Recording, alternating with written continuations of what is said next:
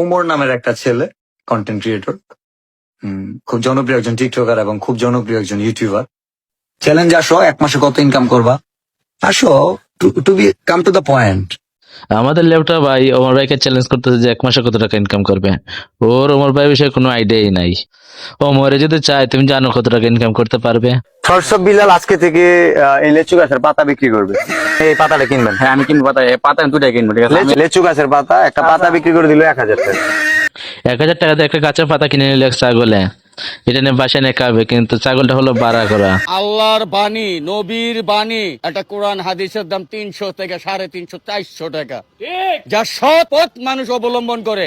আর তুই অবৈধ বই লেখা, পরকীয়া প্রেমে নষ্টি পষ্টি লেখা, তুই অসহায় মানুষের কাছ থেকে 1000 1200 1500 টাকা তুই নিতাস। হ্যাডাম বাবাকে অনেকে অবহেলা করতে পারে, কিন্তু হ্যাডাম বাবা যেগুলো কথাই কেন বলছে, সবটি কথায় যুক্তি আছে, ঠিক আছে? বাঙালি তো পিছন মারা খেতে খেতে অভ্যাস হয়ে গেছে না, তাই এমন করে। যাই হোক গাইস, যদি এটা এপিসোড 3 চান অবশ্যই কমেন্ট করেন, এপিসোড 3 আসবে।